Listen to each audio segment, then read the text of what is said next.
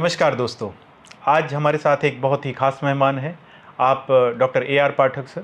आप farmer vice chancellor Navsari agricultural university और Junagadh agriculture university के आप कुलपति रहे हैं। इसके अलावा जो महत्वपूर्ण बात है, सर ने 22 जो विभिन्न फसलों की वैरायटी हैं, जिसमें से धान और पल्स जो हमारी दलहनी फसलें हैं उसकी वैरायटी आपने निकाली हैं, और जो किसानों के खेत में जा कर के जिन्होंने कितनी किसानों की मदद हुई, जिससे प्रोडक्टिविटी बढ़ी और ओवरऑल कह सकते हैं उनकी जो आय में वृद्धि हुई।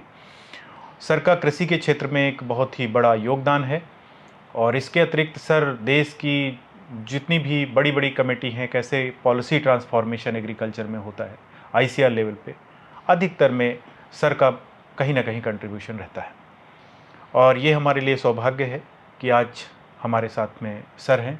और मैं बताता चलूं कि अभी सर हमारे डॉक्टर AR पाठक सर जो हमारा रिसर्च काउंसिल है उसके आप मेंबर हैं, एक्सपर्ट हैं। और पिछले 2 साल से सर हमें हमारे जो रिसर्च है उनको कैसे शेप में लाएं, कैसे हम लोग जो किसानों की समस्या है या कृषि की समस्या है उसके बेसिस पे कैसे हम लोग रिसर्च करें, उस पे सर का बहुत ज़्यादा योगदान रहता है। और सर ने बहुत ज़्यादा इस विश्वविद्यालय के जो शोध परियोजना है उसको संपुष्ट करने में मदद की है। चलिए जानते हैं। सबसे पहले बहुत बहुत स्वागत आपका सर। नमस्कार। हम सभी जानते हैं कि देश के आज़ादी के समय पर हमारी एक तरह से मैं कह सकता हूँ कि भुखमरी की स्थिति थी। हम लोगों को जितना खाना चाहिए था उतना खाना नहीं मिलता था। और उसके बाद फिर गेहूं की और राइस की जो ड्वार्फ वैरायटी आई, और उसके बाद हम लोगों ने फर्टिलाइज़र और बाकी चीज़ें जो था उसकी वजह से हमारा आज हम लोग अपने लिए तो उगा ही रहे हैं और एक्सपोर्ट भी कर रहे हैं। तो ये सब साइंस का कमाल है। तो सर सबसे पहले वहीं से शुरू करते हैं। जब सर आपने करियर शुरू किया उस समय क्या चैलेंजेस थे, किस तरह के रिसर्च होते थे, और कैसे आप लोगों ने उस समय सर शुरुआत की कृषि शोध की, मैं कहूँ तो। बहुत ही अच्छा आपका जो क्वेश्चन है। उस समय की बात है जब हम पढ़ते थे। मैं 1970 में ग्रेजुएट हुआ, और उस समय ये 1966 में हमारी IR8 और ये गेहूँ की जो लरमारो जो है वो सब आई, और उसके बाद से कल्याण सोना हुई।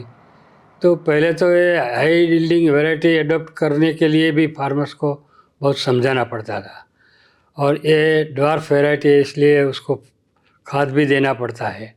तो खाद भी जो डिसीजन किया था, जो समझाया था, वो भी आज यूज़ करने में वो सब लोग दिक्कत पाते थे कि इतना सारा खाद हम क्यों दें, हमारा खर्चा क्यों बढ़ाए। बट जैसे जैसे लोगों को समझ में आया कि ये अच्छा बीज, खाद और पानी देने से अच्छी तरह से पैदावार हो सकती है, तो हम लोगों ने देखा कि आज हम जो उस समय हमारा 50 मिलियन टन या 60 मिलियन टन का जो प्रोडक्शन था फूड ग्रेन का, आज हम 328 मिलियन, उससे 5-6 गुना आज हम पैदा कर रहे हैं। वो इसी की कमाल है कि फार्मर किसान भाइयों ने हमारी दी हुई जो भी नई नई किस्में थी, किस्में अपनाई। जो भी नई नई टेक्नोलॉजी थी कि फर्टिलाइज़र, इरिगेशन कब देना, कैसे देना, ये सब बातें उन्होंने अपने खेत में लगाई, और उसी की उनकी मेहनत से और साइंस से आज हम जो भी फूड ग्रेन प्रोडक्शन कर रहे हैं उसमें हमारा स्वावलंबन तो हुआ जैसे आपने बताया, बट हम एक्सपोर्ट भी कर रहे हैं। उतना ही नहीं, बट उस समय तो हॉर्टिकल्चर कोई देखता ही नहीं था। हॉर्टिकल्चर में हमारे पास बस 2-3 क्रॉप थे, बाकी कुछ करते ही नहीं थे। उसमें भी आज जो ग्राफ्टिंग, नई नई किस्में आई, और वो सब करने से आज उसमें भी हम फूड ग्रेन से ज़्यादा प्रोडक्शन उसमें हम कर रहे हैं। 358 मिलियन टन हॉर्टिकल्चर का प्रोडक्शन हुआ है। पहले तो हम ये सोचते थे कि भाई किसके घर में फ्रूट होगा, तो कि जो भी आदमी फ्रूट लेके बाज़ार से निकलता है तो हम ये समझते थे उसके घर में कोई आदमी बीमार है इसलिए ये पपीता लेके जा रहा है, एप्पल लेके जा रहा है। आज हम देखते हैं कि हर एक के घर में फ्रूट्स है, हर एक लोग फ्रूट खाते हैं। इतना हमारा जो स्वास्थ्य के प्रति हमारा सुझाव अच्छा हुआ है, और हम लोग ये फ्रूट्स भी लेते हैं। तो इसी की वजह से फ्रूट्स की डिमांड भी हुई। आज फ्रूट्स का एरिया भी बहुत बढ़ा है। फूड ग्रेन में भी आज हम अच्छी तरह से, सो हमारा न्यूट्रिशनल सिक्योरिटी जो होना चाहिए वो इतना अभी तक नहीं हुआ है, बट फूड सिक्योरिटी हमारी कंप्लीट हुई है। अब न्यूट्रिशनल सिक्योरिटी के लिए हॉर्टिकल्चर एंड ऐसे क्रॉप के हमें लेना चाहिए कि जिससे न्यूट्रिशनल सिक्योरिटी हमारी हो सके। सर, आप गुजरात से आते हैं और जब आपने अच्छी बात कही कि हमने फूड सिक्योरिटी तो हासिल कर ली, अब न्यूट्रिशनल सिक्योरिटी की बारी है और सेफ़ फूड की बात हो रही है, क्लीन फूड की बात हो रही है। तो सर, मिल्क, दूध की बहुत बात आती है और गुजरात का एक ऐसा मॉडल है जो कि पूरे देश नहीं, विश्व में उसकी बातें होती हैं। कोऑपरेटिव की जो मूवमेंट चला और वो उसी समय हरित क्रांति के पैरेलल ही वो भी बातें शुरू हुई, चाहे ऑपरेशनल फ्लड की बात हो या एनडीडीबी आया या जो शुरुआत हुई। तो कौन सी बातें हैं गुजरात की, जो पूरा देश मिल्क की बात करें, दूध की बात करें, जो उस मॉडल को उन्होंने शुरुआत किया और आज वहाँ तक पहुँचा, तो कौन सी चीज़ें हैं जो दूसरी जगह भी अडॉप्ट की जा सकती हैं और इस तरह की क्रांति, क्योंकि एक स्टोरी को दूसरी जगह लाना थोड़ा मुश्किल होता है, बट कुछ हम वहाँ से लर्निंग ले सकते हैं। आपने सुना होगा कि दूध की बात में गुजरात में कुरियन साहब ने शुरुआत की। एक तो पहले एक कोऑपरेटिव संस्था बनाई, हर एक फार्मर्स के साथ से गांव में दूध जो भी पैदा होता था वो डेयरी में लाना कोऑपरेटिव से, उसी गांव में डेयरी की कोऑपरेटिव छोटी सी मंडली बनाई। उसमें से वो सब मंडली से तालुका की आती है, तालुका से जिला और जिला संघ से वो सब दूध अमूल में या तो दूसरी जगह जो भी डेयरी बनाई वहाँ जाता था, वहाँ प्योरीफिकेशन होते थे और फिर सबको मिलता था। तो ये सब गांव में पहले क्या था कि दूध तो चलो गाय में पैदा होता है, लेकिन ले जाते कौन है, कोई नहीं ले जाता था। इसलिए वो उसका घी बनाते थे या तो कम उसका जो भी प्रोडक्ट था दूसरा उपयोग करते थे। बट ये डेयरी उद्योग से दूसरी बात है कि जो लोग डेयरी में दूध देते हैं तो डेयरी उनको सब सुविधा भी देती है, जैसे कि कॉन्सनट्रेट एनिमल के लिए चाहिए तो वो एनिमल देती है। हर हफ्ते में उसके जितना भी दूध डेयरी में जमा किया है एवरी वीक वो उसका पैसा उनके अकाउंट में चला जाता है। तो और वो भी जो कोई अच्छा दूध पैदा किए, कोई थोड़ा सा गाय का आया, कोई बुरा थोड़ा, तो उसमें क्या कहे कि वो फैट के हिसाब से प्राइस देते हैं। वो तो वही फैट अभी तो नापा जाता है और वही उसी हिसाब से, जैसे आज मैंने 2 लीटर दूध भरा तो मेरा आज दूध का फैट 6% है, कल मैं 2 लीटर लेके आया 5.5% है, तो मुझे 6% फैट का पैसा मिलेगा। दूसरे दिन जो 5.5 दिया है तो उसके हिसाब से पैसा मिलेगा। तो ये सब इतनी अच्छी सुविधा हुई। तीसरा जो कुरियन साहब ने और कोऑपरेटिव जो पूरी बनी, उसमें हमारा जो त्रिभुवन भाई पटेल है अमूल के, उनके भी बहुत सहयोग रहा और पहले वहाँ से शुरुआत हुई थी।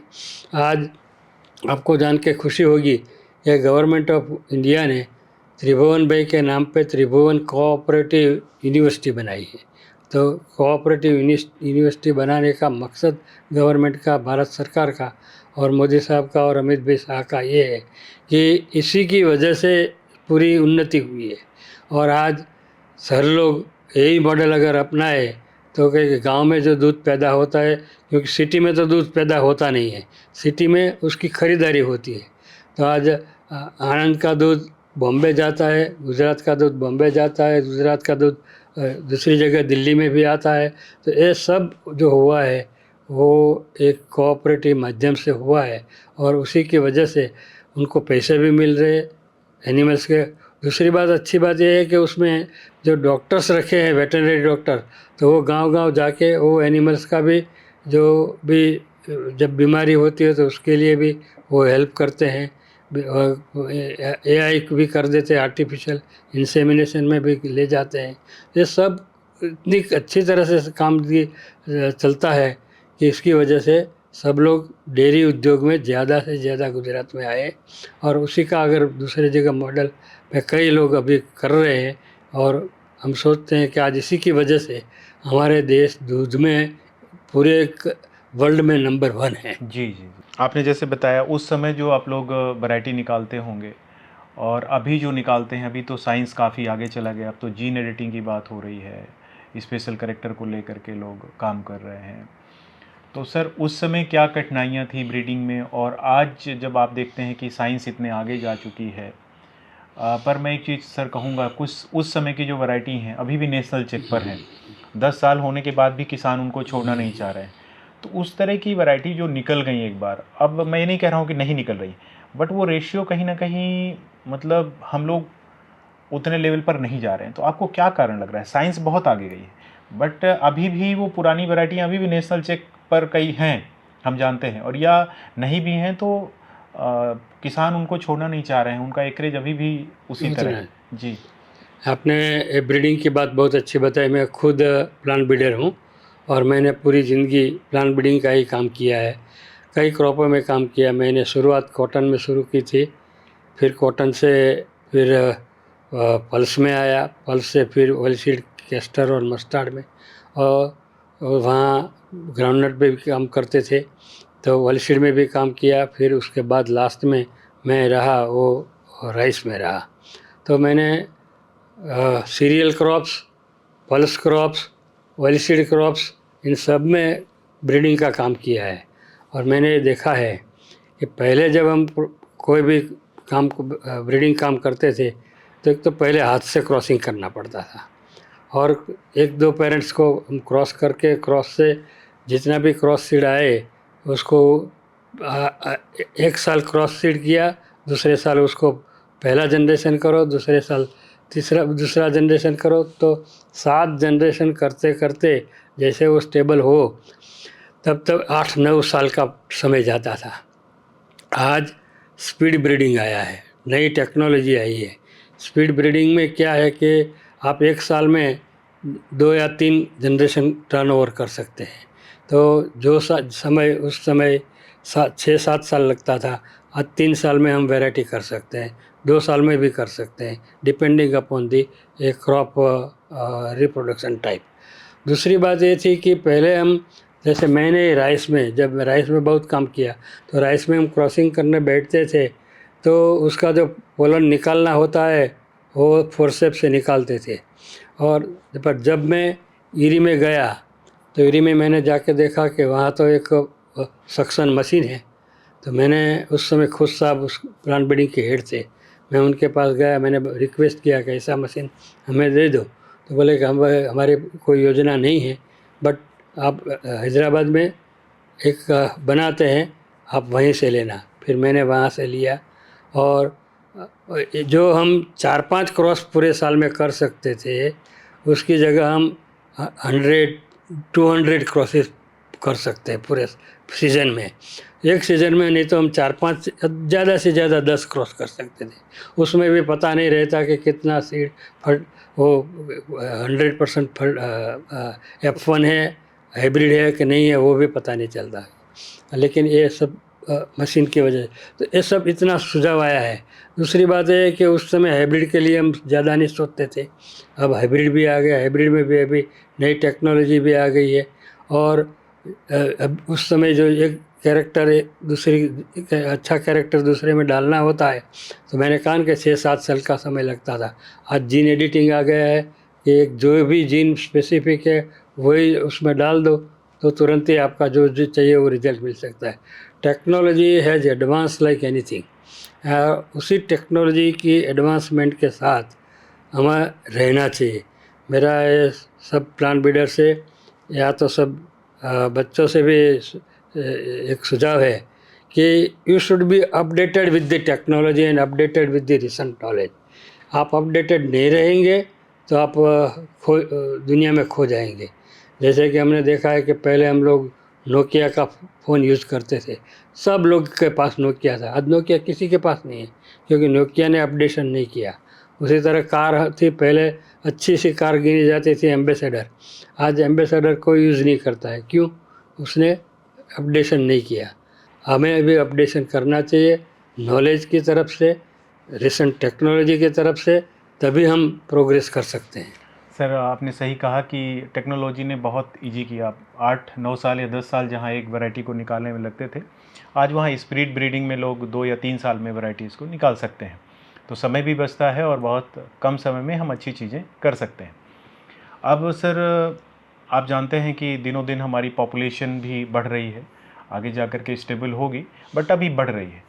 साथ में कुछ चैलेंजेस भी आ रहे हैं, जो फर्टिलिटी है या सॉइल की कंडीशन है वैसी नहीं, हमने बहुत ज़्यादा दोहन किया नेचुरल रिसोर्सेज का। हमारे पास पानी जो पूरे विश्व का है वो लगभग 4 पॉइंट के आसपास 4% है, जो पूरे विश्व का पानी है वो लगभग 4% है, और लैंड की जहाँ तक बात करें वो 2.4% के आसपास है। तो सर क्वेश्चन ये उठता है कि हमारे पास एक सीमित संसाधन है, वैसी परिस्थिति में इतने लोगों को खाना खिलाना, और साथ में आपने कहा न्यूट्रिशनल सिक्योरिटी की बात है, तो जो नई जनरेशन है उसको किस तरफ और कैसे रिसर्च करना चाहिए एग्रीकल्चर में? एग्रीकल्चर में हम देखा जाए तो एक तो पहली बात है कि if we have to increase the production, farmers के लिए भी सही है और हमारे लिए भी सही है कि प्रोडक्शन का जितना भी साथ दो तीन मुद्दे पे रहता है। एक तो हमारा बीज अच्छा होना चाहिए, दूसरी बात है हमारी ज़मीन अच्छी होनी चाहिए, और हमारी जो राख रखावत है जिसको मैनेजमेंट कहते हैं, पानी है, पेस्ट डिसीज मैनेजमेंट है, वो अच्छी तरह से करें तो प्रोडक्शन हमारा अच्छा होता है। तो उसी तरह से हमें ये देखना है कि पहले हमारी लैंड की हेल्थ अच्छी होनी चाहिए। Soil health must be a comparable and soil health must be a good, then and then we can increase the our production. तो उसमें हमने आपने सही बताया, हमने इतना दोहन किया, इतना हमने ज़रूर नहीं था उतना फर्टिलाइज़र भी दिया। आप 1 बोरी यूरिया देते थे, मैं 2 बोरी यूरिया देता था, तो आप फिर से भी 2 बोरी देने लगे, ज़रूरत नहीं थी तो भी। तो ये सब जो होने से हमारी सॉइल इतनी आज बिगड़ गई है कि उसके सुधारने की बहुत ज़रूरत है। और उसके लिए हमें ये करना चाहिए कि हमारा गवर्नमेंट ऑफ इंडिया का एक जो फ्लैगशिप प्रोग्राम है कि नेचुरल फार्मिंग करना चाहिए, हमें ऑर्गेनिक फार्मिंग करना चाहिए। नेचुरल फार्मिंग से ऑर्गेनिक और नेचुरल में दोनों में थोड़ा सा फ़र्क है।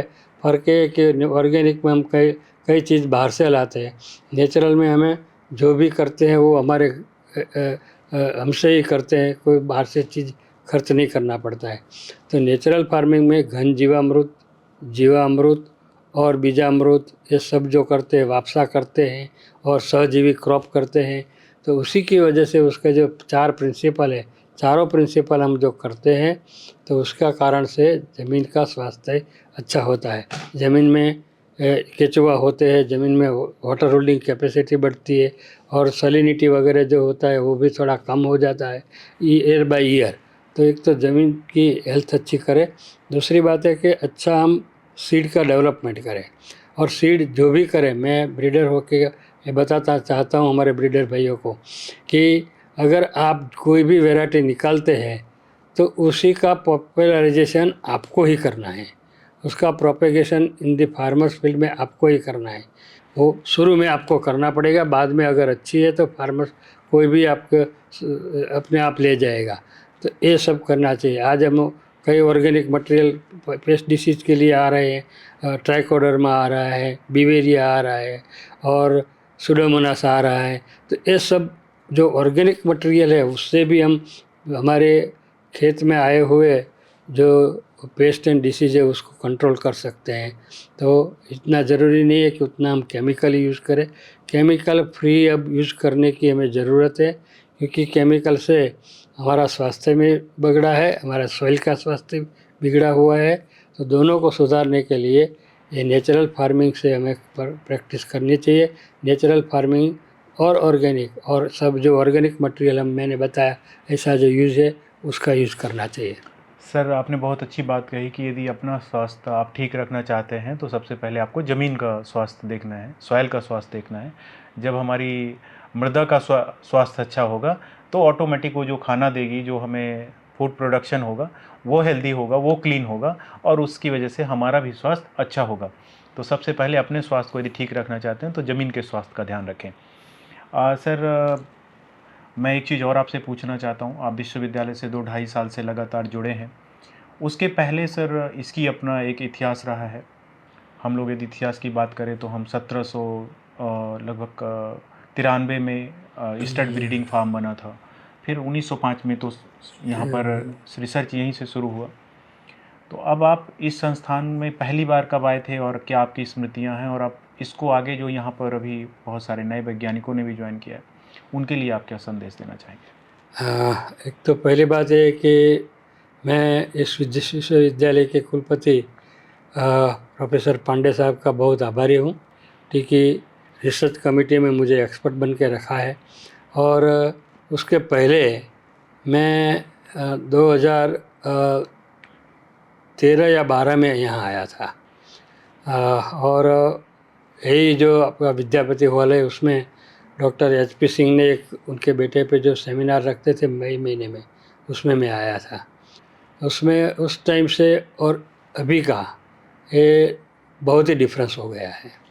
क्योंकि दूसरी बात ये है कि हम VC कॉन्फ्रेंस में या तो कहीं ना कहीं कॉन्फ्रेंस क्रॉप वाइज होती थी, किसमें हम सब लोग मिलते थे जुलते रहते हैं और पता चलता है कि भाई ये विश्वविद्यालय कैसा काम करता है, ये विश्वविद्यालय कैसा काम करता है, उसमें क्या आइडेंटिटी है, सब थोड़ा सा तो समझ में जब मीटिंग में सब बैठते हैं तो पता चल जाता है। तो आज हमने देखा है कि मैं 2 साल से यहाँ आ रहा हूँ। जब मैंने पहली मीटिंग अटेंड की थी डॉक्टर पांडे जी के साथ, तो उस समय हमने देखा था कि ये रिसर्च का जो आउटपुट है, रिसर्च का जो रखते हैं उसको एक्सपेरिमेंट वगैरह, उसमें कोई ज़्यादा अच्छाई इतनी अच्छाई नहीं थी। सब बुरे नहीं थे, बट कई उसमें सुधार की बहुत ज़रूरत थी। और पांडे साहब ने एक तो बात सब बताई कि वो each and every assistant professor and associate professor must have the project. तो उसी प्रोजेक्ट के कारण उस समय हम रिपोर्ट देखते थे तो इतना वो रिसर्च पेपर भी पब्लिश नहीं करते थे। उसमें वही नहीं था कि चलो रिसर्च किया है तो उसका रिसर्च पेपर पब्लिश करना चाहिए। तो ये 2 साल में मैंने देखा कि एक तो रिसर्च में बहुत ही सुधार हुआ है। जो एक्सपेरिमेंटेशन प्रेजेंटेशन करते हैं सब साइंटिस्ट, तो उसी से पता चल सकता है कि पहले वो कैसे करते थे, अभी कैसे करते हैं और क्या सुधार हुआ है। तो एक तो प्रेजेंटेशन और way of conducting the experiment has increase like anything और improved, and presentation is also improved, and more importantly the technology has come out very good। जो भी फार्मर्स को मैं उसी टाइम पे बताता था, हर टाइम बताता हूँ कि हमें यूनिवर्सिटी में टेक्नोलॉजी जो भी करनी है, हम बेसिक टेक्नोलॉजी करें उससे कोई ना नहीं है, बट फार्मर्स को क्या चाहिए उसी हिसाब से हमें रिसर्च करना चाहिए। हम जितना भी फार्मर्स के पास जाएंगे, फार्मर्स से डिस्कस करेंगे, वो फार्मर्स को क्या चाहिए वो हमारे माइंड में पहला होना चाहिए, उसी हिसाब से हमें रिसर्च करना चाहिए। तो आज हमने देखा कि उसी हिसाब से बहुत अच्छी तरह से रिसर्च हो रहा है। और मोर इम्पोर्टेंटली जो मैं कह रहा था, हर एक के साइंटिस्ट के पास 4-6 रिसर्च पेपर्स भी है।